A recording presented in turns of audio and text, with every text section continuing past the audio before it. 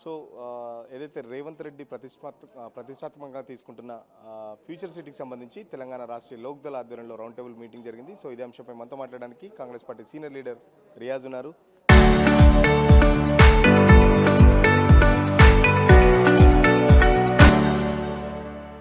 Sir ఏం చెప్తారు? Future సిటీకి అసలు ఫ్యూచరే లేదు, అక్కడ ఫ్యూచర్ సిటీ అవసరం లేదు అని చెప్పేసి ప్రతిపక్షాలు చెప్తున్నాయి. సురేష్ గారు, నాగరికత నిరంతరం అనేక గమనాలను తీసుకుంటుంది. నాగరికత గమనాల్లో లక్ష్యం పూర్తిగా సమాజ అభివృద్ధి ఉండాలి, ఉపాధి అవకాశాలు ఉండాలి.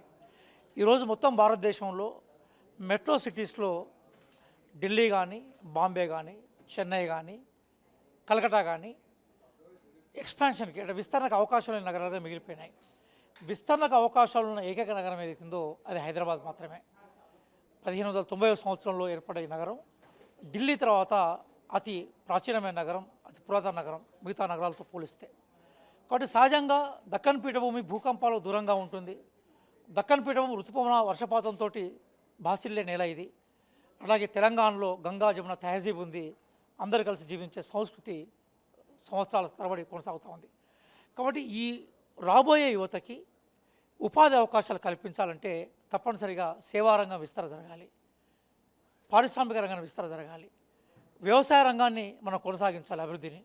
అందుకోసమే మొత్తం రాష్ట్రాన్ని చాలా క్లియర్గా రేర్ అంటే అగ్రిగేరియన్ వ్యవసాయ ఆధారిత అంశాలని పెంపొందిస్తూ గ్రామీణ రంగాల్లో ఉపాధి కల్పించే ప్రయత్నాన్ని, అలాగే క్యూర్ అంటే కోర్ అర్బన్ ఏరియాలో సేవారంగం కోసం విస్తరణ చేస్తూ తరలిపోతున్న పెట్టుబడులని మళ్ళీ తీసుకొచ్చే ప్రయత్నం చేసి కొత్త పెట్టుబడులని గ్రీన్ఫీల్డ్ జోన్లను డెవలప్ చేయడం, ఈ రెండింటి మధ్య ప్యూర్ అనే పేరుతోటి ప్రధానంగా పారిశ్రామిక రంగాన్ని డెవలప్ చేసే ఒక విజన్ తోటి రాష్ట్ర ప్రభుత్వం ముందు పోతుంది. ప్రపంచంలో ప్రసిద్ధి చెందిన ఆర్థిక శాస్త్రవేత్తలైన సమీర్ అమీన్, గండర్ ఫ్రాంక్ ఏదైతే సెంటర్ పెరిఫెరీ థియరీ తీసుకున్నారో దాన్ని ఆధునిక లక్ష్యాలకు అనుగుణంగా మార్చి తెలంగాణలో ఇంప్లిమెంట్ చేయబోతున్నాం. అదే సందర్భంలో అమర్త్య సేన్ మన భారతదేశం నుంచి నోబెల్ లారియట్ వారు వెల్ఫేర్ ఎకానమీని కోరుకున్నాడు. అంటే అభివృద్ధి ఎప్పుడైనా కూడా సామాన్యులకు ఉపయోగపడాలి, సంక్షేమం దిశగా పోవాలని కోరుకున్నారు. అందుకోసం ఇవన్నింటిని జోడించి ఒక సంకల్ప శుద్ధితోటి రేవంత్ రెడ్డి గారు ముందుకు వచ్చారు. మిగతా భారతదేశంలో ఏ నగరాలకు లేని భౌగోళిక సౌకర్యాలు, రాజకీయ స్థిరత్వము, అట్లాగే సామాజిక విలువల ప్రాంతం ఏదైతుందో తెలంగాణ హైదరాబాద్ నగరం కాబట్టి డెఫినెట్గా భారతదేశానికి మొత్తం ఇది భవిష్యత్తులో ఆర్థిక కేంద్ర బిందువుగా మారుతుంది.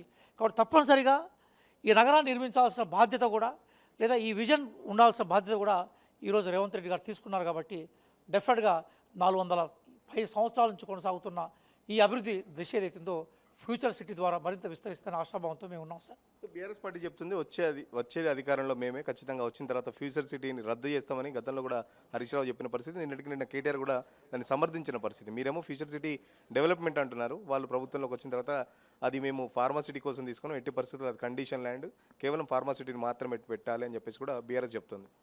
సురేష్ గారు, ఊహలకు కూడా అంత ఉండాలి. నేను మిమ్మల్ని అడుగుతున్నాను, మా ప్రభుత్వం అధికారంలోకి వచ్చిన తర్వాత కంటోన్మెంట్లో ఎన్నికలు జరిగాయి. ఎవరు విజేత ఎవరు పరాజిత మీకు తెలుసు. జూబ్లీ హిల్స్లో ఎన్నికలు జరిగాయి, ఎవరు విక్టోరియస్ ఎవరు డిఫీటర్స్ మీకు తెలుసు. అట్లాగే గ్రామ పంచాయతీ ఎన్నికలు జరిగాయి, ప్రజలు ఎవరిని ఆస్వాదించారు ఎవరిని తిరస్కరించారో మీకు తెలుసు.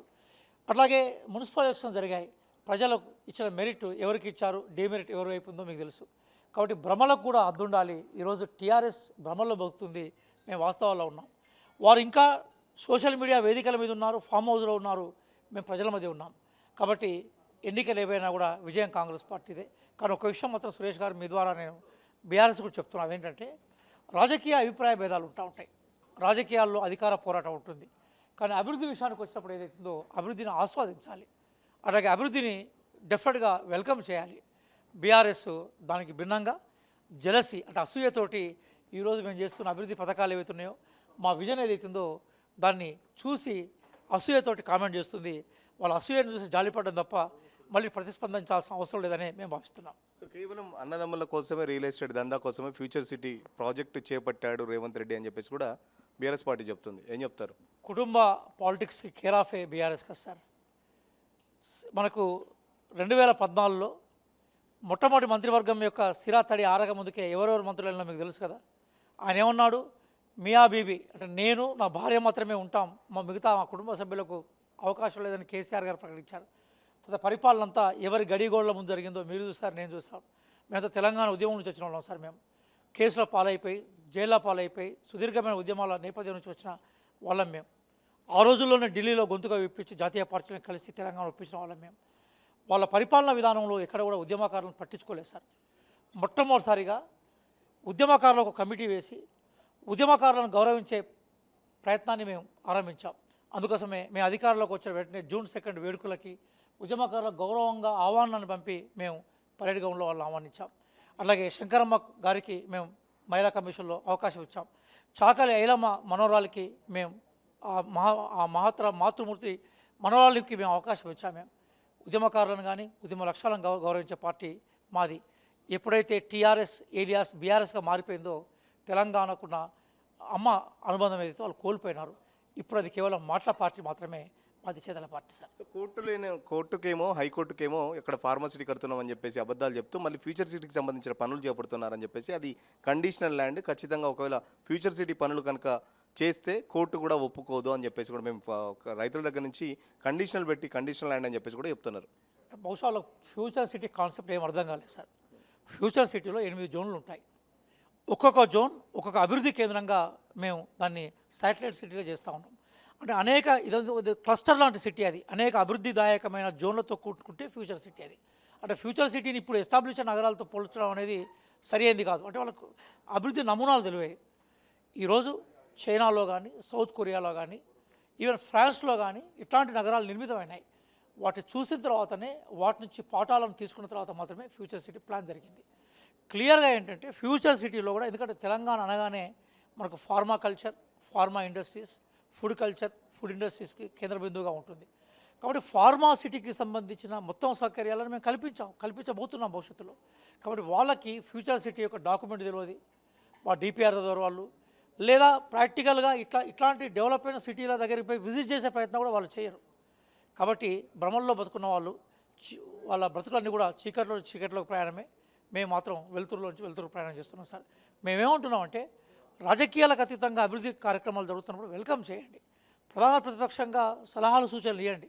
కానీ వారి భిన్నంగా అసూయతో ఆరోపణలు చేస్తే ప్రజలు ఇప్పటివరకు తిరస్కరిస్తూ వచ్చారు. భవిష్యత్తు కూడా మీది ముళ్ళబాటగానే ఉంటుందని మీ ద్వారా బీఆర్ఎస్లో చెప్పాలనుకుంటున్నాను సార్. కాబట్టి భ్రమంలో బతుకున్న వాళ్ళు వాళ్ళ బ్రతుకులన్నీ కూడా చీకట్లోకి ప్రయాణమే. మేము మాత్రం వెలుతురు ప్రయాణం చేస్తున్నాం సార్. మేమేమంటున్నామంటే రాజకీయాలకు అతీతంగా అభివృద్ధి కార్యక్రమాలు జరుగుతున్నప్పుడు వెల్కమ్ చేయండి, ప్రధాన ప్రతిపక్షంగా సలహాలు సూచనలు ఇవ్వండి.